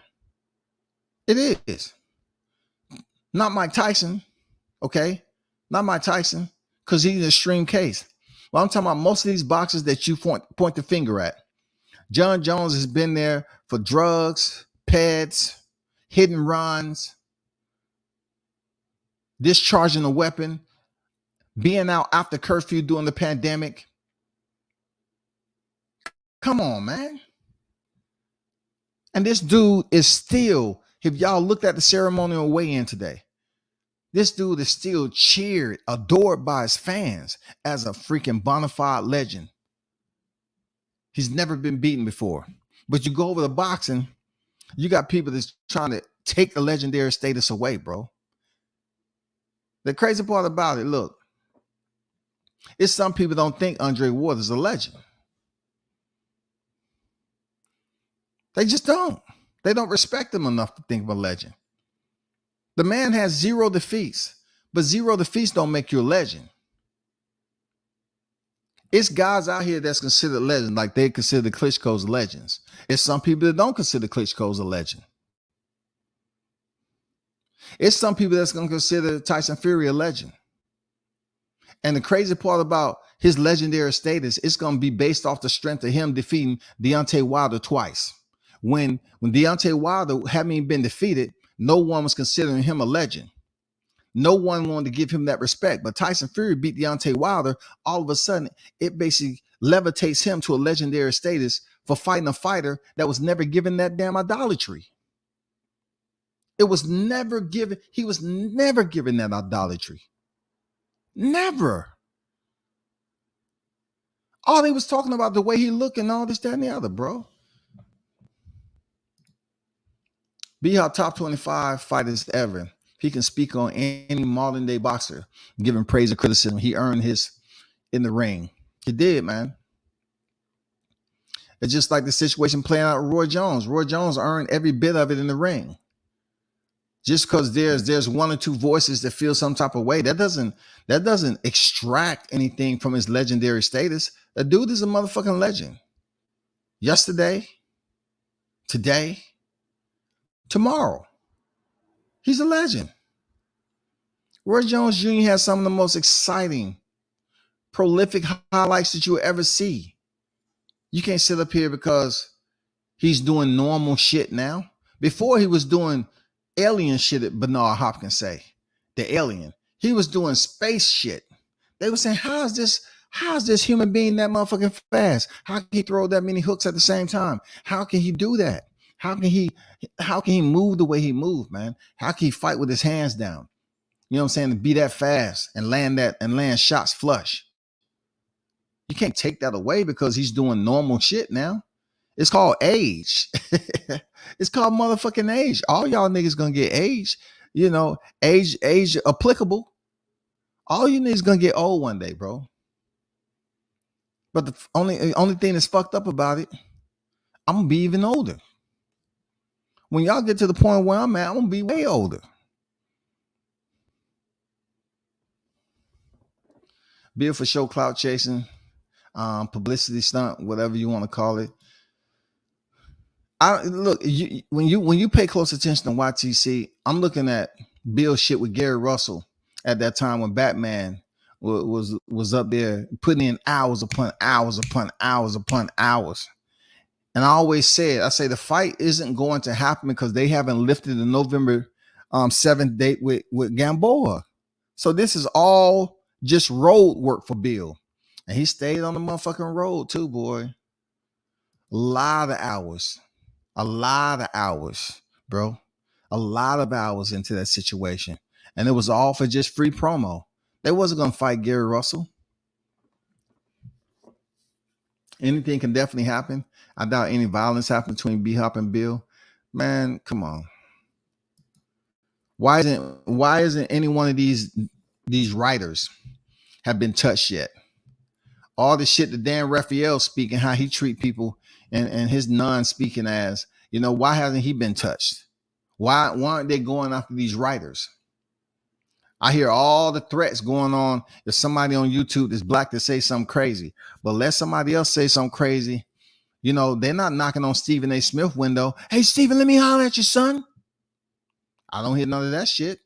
I saw you on Creed 3, son. I don't think you deserve it, son. I'm still confused on how Newark exec doing more talking than fighters. Shit, I believe the network execs more than the fighters. They cutting the checks. Do we really know who's cutting the checks and how much they're getting? Does it matter at the end of the day when it comes to this social media shit? Does it matter, y'all? Does it really matter to y'all what's going on? What y'all hear when it comes to these fighters getting the fight they want? We still not getting the fights that we want. So all this shit that you putting energy into, just like I'm speaking about it now, does it really matter? I mean, are we able to see the progress? I don't know. Shout out to Mr. Gumbo, aka Hot Grease, aka Mr. Sucker Free in the building, man. What's good with it, Gumbo? Good to see you pull up, bro. What's good with you, bro? Big blunts and boxing. Salute. Okay, you at the gym, no doubt. I feel you. You see all that press, but is it good press though? Is it good press? But salute the both of them, B-Hop and Bill Haney and Devin. You know what I'm saying? Y'all gonna get past this too. You know what I'm saying? It just seems like this YTC has now become a washing machine of drama. Every time that you hear this motherfucker, it's got a load of dirty laundry in that bitch. And it's not to clean it. It's not to fucking clean it. It's just to goddamn put some more soil shit in there. You know how you have these wash machines and you put detergent in a certain department? No, man. You pick up a bucket of goddamn donkey shit and you pour that motherfucker in there and goddamn select the water temperature to hot and you press go. This shit ain't damn cleaning up that laundry. It's just dirty ass laundry being spun over and over again on this YouTube, man. It's become crazy. Like the change over the last 3 years hasn't benefited any fighter, team, none of that. Like it hasn't benefited any type of nothing. We had the back and forth shit going on with Bud Crawford, and and many other fighters like Devin Haney. Devin Haney was a part of the damn torchlit parade at one time. Teofimo Lopez part of the torchlit parade. Now we have fighters that are coming up with all these injuries. You know what I'm saying? I mean, the shit don't stop, bro. We got the heavyweights still no undisputed. Man, come on, bro. This shit is the same shit all the time. Let me speak about Creed 3. All right, I want to speak about Creed 3 right quick because it's very important to highlight some things, right? So shout out to Phylicia Rashad, because she's always one of those women that I definitely pay attention to. I like how she is as an actress from way back when. Real talk. Shout out to Phylicia Rashad, for real. Her and Angela Bassett. Angela's my number one, and Phylicia is coming in a close second. Real talk. But Creed 3, I went and checked it out, and it was directed by Michael B. Jordan. I do have a different level of respect for Michael B. Jordan. Just off the contact and how I felt his energy, being on the level of celebrity that he is. So as you look on the YouTube channel, I did put some names on there. So I want to highlight some names that I had the opportunity to run into, right? I've had the opportunity to run in, and I don't know why he's not on there, but the Mike Staffords, Levi the Cut Man, Patrick Harris. I had the opportunity to run these guys. Patrick Harris is one of those guys that he's known on YouTube for his mitt drills, his lightning fast mitt drills and shit like that. And he's been on Creed more than one time. But I think a lot of boxing fanatics overlook him for some reason. They was paying more attention this Creed to the Mitt Queen and Najjar. I think she is. I have nothing against her. I like how she was doing Mitt's. Matter of fact, this is her right here. Okay, this is her right here.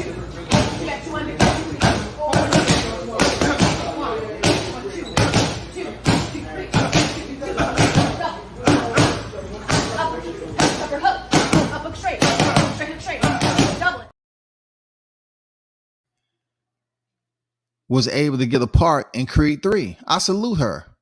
I salute her, and I salute Patrick Harris. I'm glad they did giving her a part in the movie outside of the normal female role. You know what I'm saying? And she's been making her rounds, man.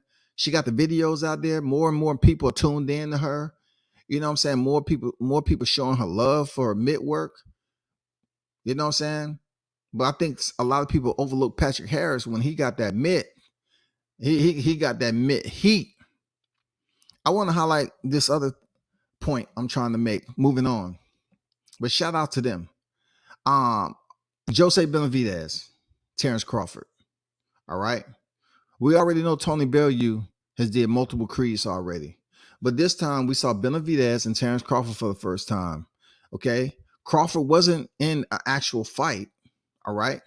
But he was in there sparring. This is what I tell fighters all the time. They should really be paying attention to try to get to the silver screen. I do believe Ryan Garcia is going to be that guy. I really do. I do believe that wholeheartedly. I believe Teofimo Lopez is going to be that guy too. But peep this out and where I'm going with it.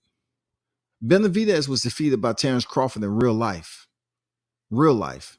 But when it comes to the movie screen, they have other criteria that they go off of in their selection process. Who they nominate to play certain roles. And Benavidez was able to get such a role where, damn, he had multiple parts in their sparring and being the champion and speaking roles. And he was in one of the fights where he was defending his title, who attempted to defend his title against Jonathan Mayers, Damien, who had got out of prison.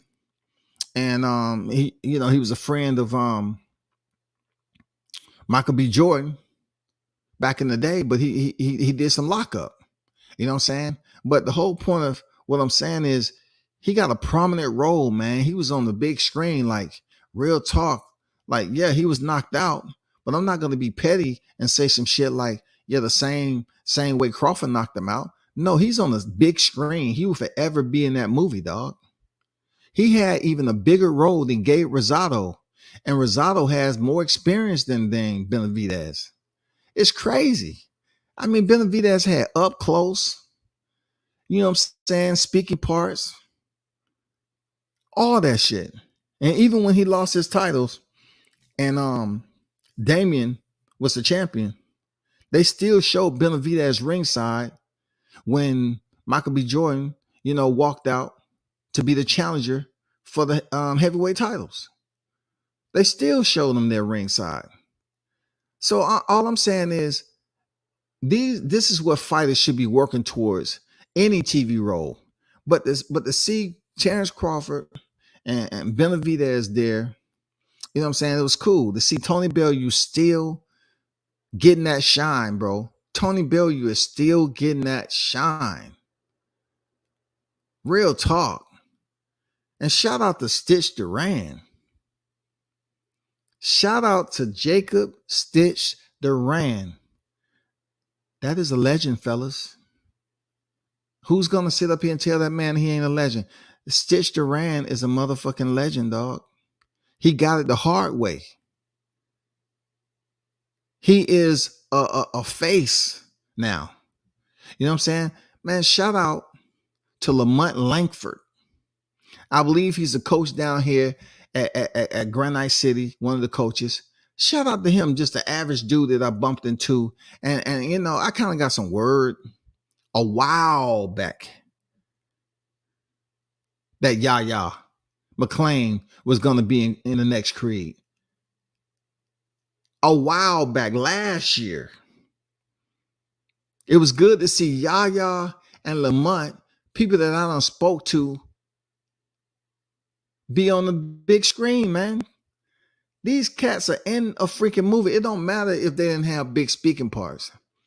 It's just the fact you take an average person, man.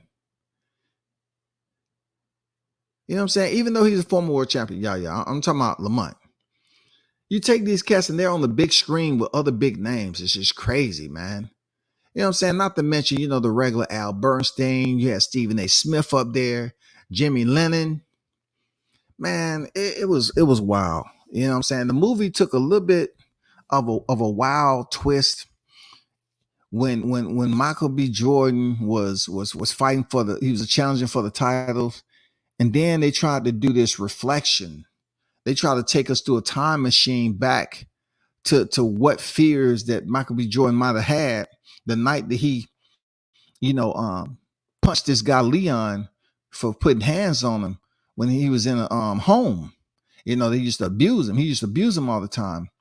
And when the police and everybody came up there, Damien, the older one, had the gun, and he put the gun down. So the police already had their gun drawn, and see, Michael B. Jordan ran away up the street. He was scared. He left his boy. Not only did he left his boy, but for 18 years he was locked up. He didn't write him. So when he came home, he said, I should have been champion, but you was champion. I watched all your fights. Now it's my turn. I'm coming for everything.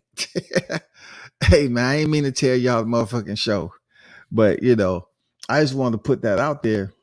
Like it was really like, shout out to Tessa Thompson. The wife. It showed their death. They were signing a lot in this movie with their daughter, which was good.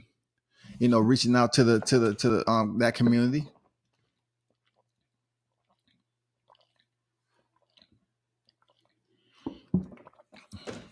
It was good to see Stephen A. Smith on the silver screen. You know what I'm saying? Florian Munteanu, the tall white guy that played Drago's son. You know what I'm saying? Shout out to him, man. He's a good actor too. Real talk. He's a good actor too. Now, Jonathan Majors, the brother that was fighting Michael B. Jordan in the Kane the Champion, right? The main character, his boy back in the day. I don't know, he was going with some of them facial expressions, bro. He just made so many facial expressions that led you to believe they was going to another type of emotion, but they just flatten out. Like when somebody, they cringe up and shit, and you think, oh man, they're leading you to pain. And then the next camera angle, they just looking at you like they ain't in no pain. It's like, it was some unrealistic shit. This is about to turn into Jurassic Park 16. This is about to turn into Marvel Comics 18. You know what I'm saying? This is turning to every other movie where you see shit that don't make sense. You know what I'm saying? Next, you're going to see fighters goddamn fighting with jetpacks on. Fighters that having superhuman powers where they went on a run and stumbled into Wakanda. So they stole some vibranium and they come in there and some of the vibranium they put in their glove like plaster of Paris. And they're landing all these hard shots. And people just can't understand, oh man, how can a lightweight be knocking out heavyweights? This is unbelievable. I'm telling you, man. A part of this fight when they was doing some reflections, and they had the stadium empty and it was just smoke in the seats and all that. I wasn't feeling it. I wasn't feeling that part of it because they went from round 2 damn near to round 12. They came back to reality in round 12. But overall, the movie was solid. The movie was solid, man. It was some unrealistic shit in there a little bit, but I don't know, man. It was Creed 3, man. It was good to see, like I said before, it was good to see some people that I've actually met in real life. You know what I'm saying? Let's talk about the social media TikTok situation that was mentioned by Steven Espinosa. Okay. This is one of the areas where I continue to express how it falls along the lines of PBC not really having the money to make this Terence Crawford Errol Spence fight.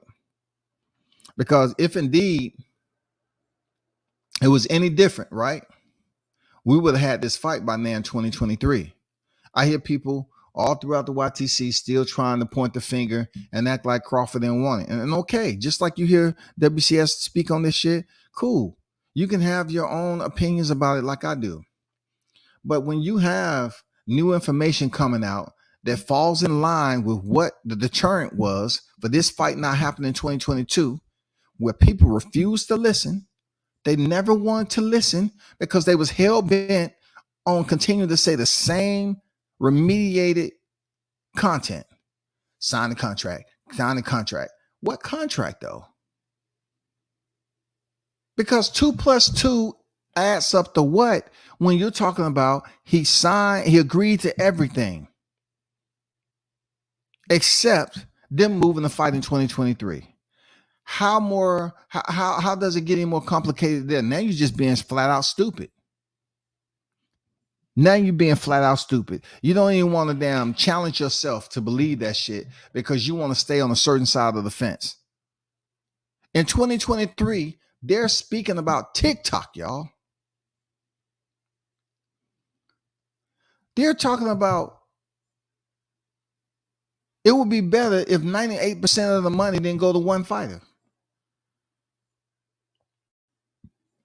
Do you know who they might be talking about? Because the only damn list that I seen come out in 2022 was Jamal Charlo, Errol Spence Jr., and David Benavidez for $100 million.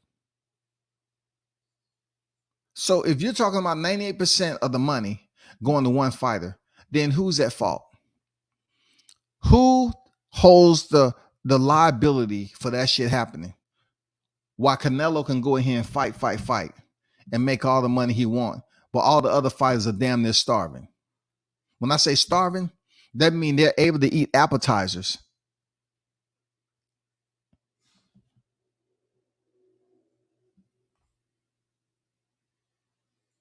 They're snacking off appetizers, y'all. While Canelo is getting the whole 7-course meal all the way to the dessert, baby. And now we're hearing Espinosa come out here with this language, playing the same instrument. You know what I'm saying? You know that instrument, right? When you hear the low drum beat and you know some bad information about to come out. Now we're talking about TikTok. How much shame do we have to endure? Now we totally understand that there has been no improvement since 2022 over there at PBC. No improvements at all.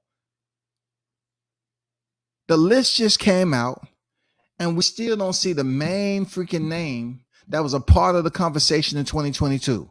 But these cats refuse to acknowledge that, and they still want to talk about Bud Crawford.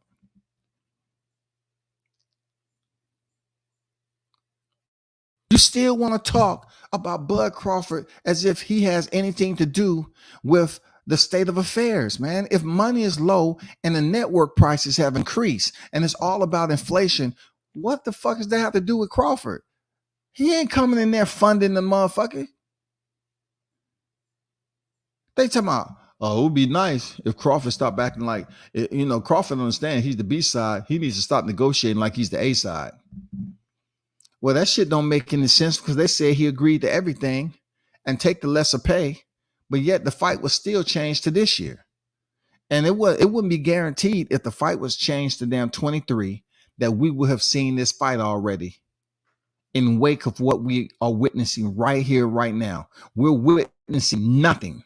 We're witnessing freaking nothing being on the list that we can talk about. The fight schedules came out and it's no Errol Spence. But yet, we're going around here with Keep Hope Alive. Man, it is absolutely horrible, bro. That shit is absolutely horrible. You know what I'm saying? That shit is absolutely horrible. I'm going to be honest with you. That shit is horrible, man. It's undesirable a lot of times to just stay so close to boxing and keep trying to come up with storylines. But for the people who's all about the undesirable media, the acerbic media, the shit that includes lies. If you want to create a damn storyline bashing the fighter, that's extremely easy. But you can't sit up here and prove to me that Bud could change the entire state of affairs with no promoter, nothing, to make this fight happen in 2022. But yet, in 23, we here talking about promoting on TikTok. Now they want to go to social media. Now we're going to the Salvation Army of media. Now we want to go to the EBT of media. How's that his... Where's the faulty perception coming in at? Like, how's that Bud's fault still? These people are giving you all the breakdowns of the increase in the inflation, of them trying to stay afloat, the changes that's going to be made. You know what I'm saying? They telling you about social media being a promotion platform. They're basically bow and arrow the shit out of you. They're sending these motherfuckers down range and giving you everything that you need to know to once again clarify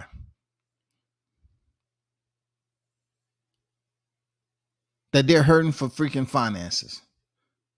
You know what I'm saying? It's extremely tough to make some of these fights happen and be able to satisfy them with the monetary person they're looking for. And this can't be placed on the blame of Crawford. He was taking lower amount. Like, if the man was taking 35%, how can the culpability placed on him? And I still hear people up here talking about what Crawford didn't want to do. He didn't want to do this. He didn't want to do that. He didn't want to do this. He didn't want to do that. That shit's all sound like the same bullshit before. You know what I'm saying? If you take a pile of shit where it's fresh or take a pile of shit while it's dry, what is it going to smell like? Wet or dry, it's still going to smell like what? Shit.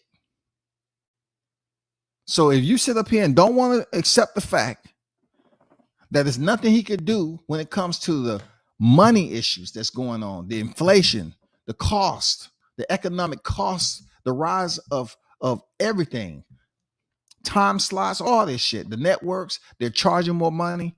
What do you expect him to? What do you expect him to do, bro? To be on the titles of live streams all the time when they're giving you all the information you need, that this shit is changing. Tradition is no longer, bro.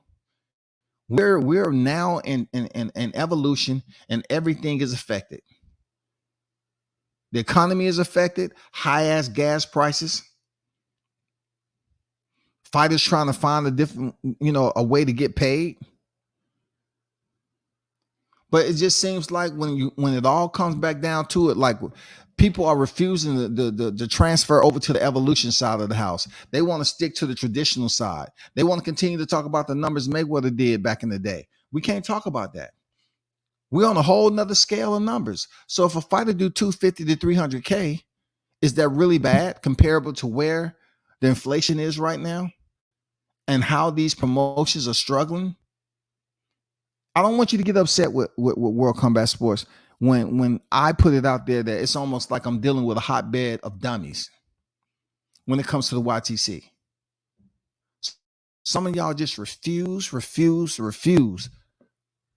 to weigh this shit on both sides. Just take a view from each side and look at it from a logical perspective and speak in it. Speak of it on such, not just saying, you know what, I got to go at Bud. I got to continue to say, this Bud gave me this mannerism, this type of behavior. He didn't want the fight. He didn't really want the fight. If you're still going around here saying that Bud didn't want the fight, you need to go get a checkup quick. You know what I'm saying? You need to really see when you take them shots, to see if it ain't no Clorox in there, some Visine, some goddamn. I'm just saying, it's some other shit in your drink, bro. What's going on, Coach? True Media today on deck. What's good with it? Salute to you. WCS, I heard the Wakandas are boycotting the Creed 3 movie because Crawford is in the movie. Sources say, hey, Coach, you got to zip it up with a heart, Coach. If you would have put that heart on the end of it, I would have believed that shit. You know what I'm saying? And what's crazy, Crawford did have a speaking part, a brief speaking part, but he had multiple scenes when he was sparring and he was going through some work. You know what I'm saying?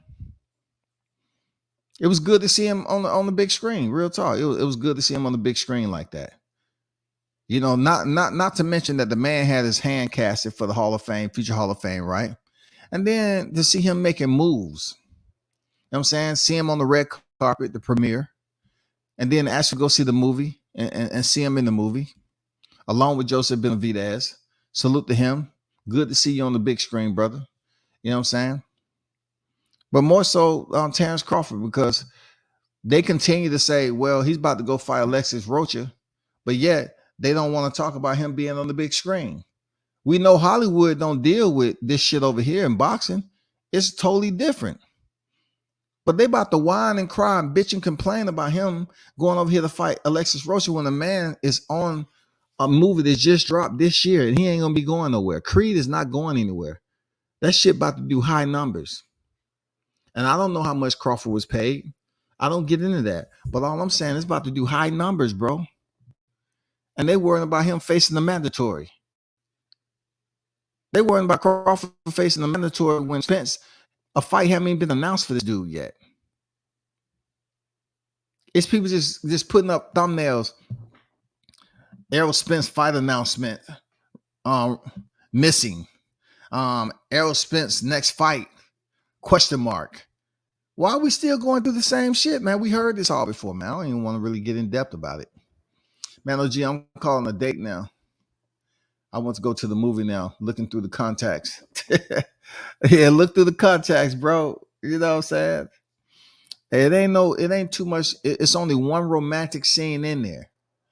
But you gotta understand that you take your girl, you know, Michael B. Jordan got them take off his shirt and shit when he get back in shape. You know what I'm saying? I heard some of the women up there cooing and shit. I had to goddamn say, hey, cut that shit out, man. Damn. If we was to do that, you know, about the ring girls that was up there, because them ring girls was looking, Damn. I don't know. I know for sure they weren't real ring girls. They got them girls from Brazil, Colombia, something. But they was on point. I ain't gonna lie, bro. But yeah, man. You know, social media is one of the areas of distribution now, and that's sad. That's sad, bro. For mainstream fights, We need to look forward to TikTok, IG. That's what we need to look forward to. Man, this is about to be a bigger clusterfuck than we can imagine. You know your Q4 budget early. In Creed 2, he was getting thrashed by Drago, but he still overcame. Love how that fight ended. I like Creed 2. The one thing I didn't like, Andrew, about this movie is that they kept needing him to basically how to put it, mentally reflect, have a vision, a flashback as to that moment when he was knocked down on his face, and then people saying get up, and he had that the finale, you know what I'm saying, that climactic moment where he was knocked down and then he got up, and that's when he started to surge. It was 3 times in this movie that happened. So I'm saying to myself, how many times do you have to get the how you put it, the key moment? I mean, how many times you got to have that one moment to pick you up? Oh, it's time now. I need to come back from this. Like the one time at the end of the fight in Creed 2, that sold us on that shit. It sold us. Okay, now he's about to come back. But then this movie, Creed 3, I think it happened like 3 times where he had to hear that inner voice. Somebody tell him, get up. Like he heard Tessa, his wife, get up. I mean, no, man, you already know to get up, dog. Your kid is grown up. Your kid is not in the carrier no more. Your baby daughter is grown up. So you've been there at the championship level already. You did that. You retired. You're living a good life. You get knocked down to somebody in the audience that's as a part of the screen got to tell you to get up. No, bro. You should be able to get up on your own, man. It is, bro. And this is what we went to war for. I thought fighting against foreign adversaries would unite us in America. Hell, it's still the jungle. It is, man. It's unfortunate. You know, you got people disrespecting military vets all the time. You know what I'm saying? Look, people that prove in their daily lives, they're unproven, dog. They always gonna try to treat others that may have met a goal that they see that's unachievable for them. There's a lot of unproven individuals. They want to be certain something in life, and they haven't been able to get there yet. And it may not ever happen. But see, if they look at you in a way that you have achieved something that they won't ever achieve in life, they may get to a point that they want to disrespect you or goddamn don't value you enough to what you've accomplished. So when I hear all these insults and all this shit about veterans and stuff like that, I just brush it off. You know what I'm saying? I just brush it off. Real talk. I don't expect anybody to come up here and give respect for anything. Like you got law enforcement. You got law enforcement and those community of services is out here in the real world in certain freaking communities that's getting gunned down every day. They scared to even go to work because they may not return home. The military, we don't go to war every freaking day. But if you take a law enforcement, they may go to work every day in a bad environment and fuck around and be sitting at a lot with the lights off and somebody creep up from behind and fire off like we always hear on the news. So we always got to, we got to look out to them and, say thank you for your service too. I told you, man, fuck that Crawford Spence fight. You did, bro. Hey, man, I haven't wavered since then. I know you mentioned, call me when the punch is thrown, for sure. But see, the caveat off what you said, Dion, it's still channels that will continue to create storylines like the shit last year haven't been said. Like we're retreading on shit that was said last year to 2023.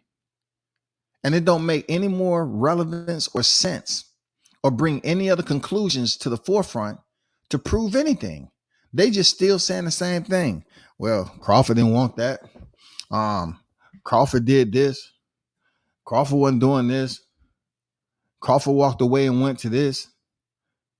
Crawford, all he had to do was sign the contract. Well, we know for a damn fact that the fight wouldn't have happened.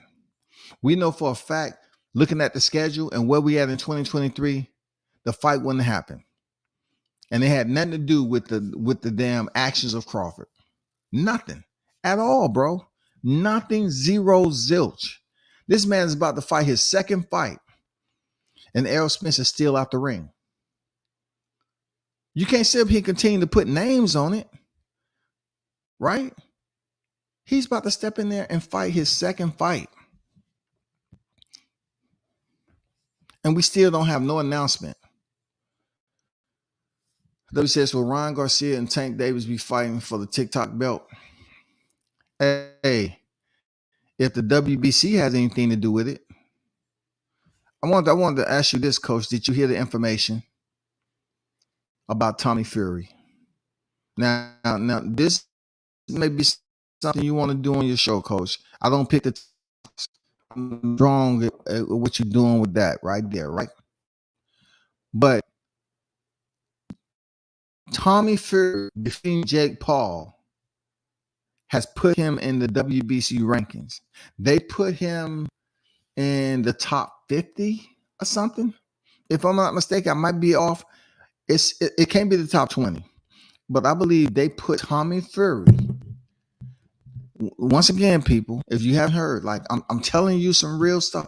They put Tommy Fury, Tommy Fury, in the WBC rankings for defeating Jake Paul, all because Mauricio Suleiman created another belt that they're not making a big stink about, right? They wanted to damn have 1,000 debates on the franchise, but this belt that they had, they put Tommy Fury in the rankings for the Jake Paul, y'all, in an 8-round fight. They put that man top 50 in the rankings for defeating Jake Paul, a person who is just stepped up to fight an actual legitimate boxer. Everybody on this record was a boxer for that night. That's how boxing is. If you know how it works, you can get licensed without any amateur experience in. You can get that shit past the medicals. You're negative for HIV. You're negative for hepatitis B. You know what I'm saying? Your eyes are good. You can step in the ring. That's boxing, bro. Don't be mad at me. Don't be mad at me, man.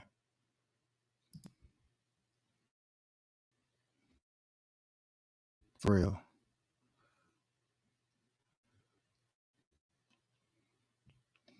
But if by chance it's gonna be hold up, what's going on?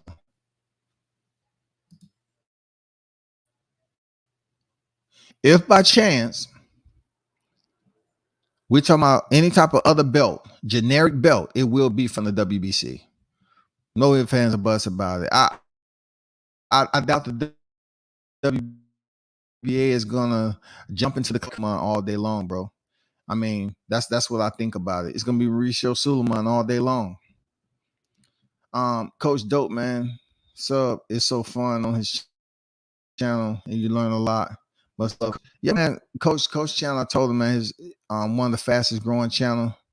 You know what I'm saying? Unlimited potential to what Coach got going on over there with his topic selection, his call-ins. You know what I'm saying, and crowd engagement and stuff like that. You know, I see he might have made amends with Blue Blood. I'm not going to get into that. But they might have rekindled or reconciled. I don't know. I don't want to know either. But, man, shout out to freaking True Meters Today, USA Boxing, for doing this thing, though, bro. You know what I'm saying? You never say I was a hater. I told you. You know what I'm saying? Keep on growing, doing what you're doing. At least she was able to go to BLK Prime and go down in history as experienced the biggest fight ever for them to put on, because who else are they going to do? Oh, you know who I forgot to mention on Creed 3? Jessica McCaskill. They had Jessica McCaskill on there. Once again, what is the format for being on Creed 3. I don't know. But Jessica McCaskill, shout out to her. Jessica was absolutely on there looking as attractive as she wants to look. Very, very easy on the eyes. And she's a tough mofo, man. One thing about her, she goddamn, her and Esau Cruz fight alike. I bullshit you not, man. Her and Esau Cruz could never date. Jessica McCaskill and Esau Cruz could never date. They fight the same, man. If one of them jokers are late coming in the house, man, they throwing haymakers right in, right when the door cracked, man. They throwing heavy shots, heavy power shots, dog. It ain't no jab to kind of say, hey, where you at? Pop, pop. Where you at? Pop, pop, pop, pop, pop. Where you been? Where you been? No. They throwing hammers at your ass, bro.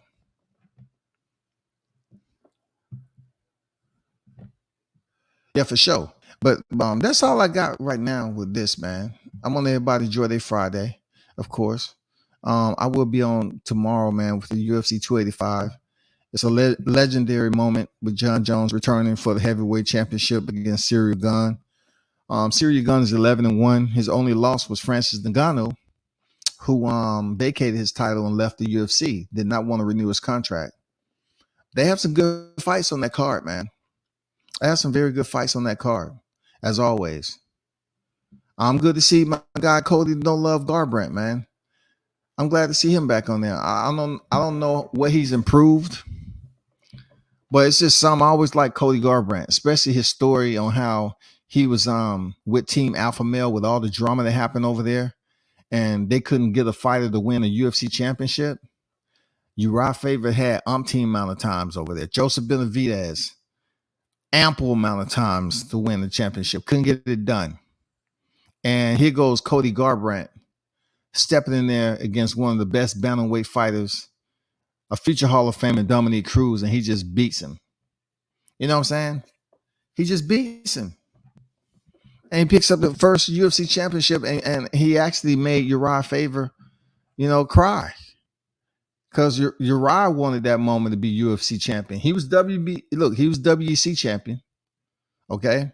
But Uriah couldn't become the UFC champion, world champion. And Cody Garbrandt was the first one out of Team Alpha Male to do that shit, bro. That's just a fun fact for y'all who cover MMA like I do. You know what I mean, y'all? Peace, OG. I got to call my day for the movie. Blessed, great show, brother. No doubt, Jones. Hope you enjoy that movie, man. You know what I'm saying? Grab a large popcorn because, yep. You definitely going to see some credits on there, some movies of some YouTube Vine creators back in the day. You're going to see them in the movie now. That shit is crazy. Check out the credits, man.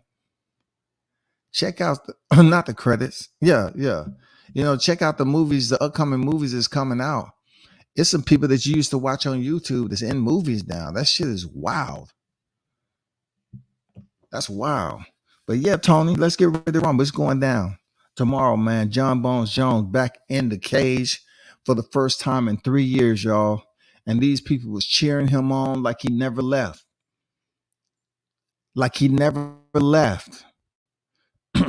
And all I'm saying is, in boxing, we just have people that just for smaller things, like don't even come close to Jon Jones and what he's been doing, what he's did in the past.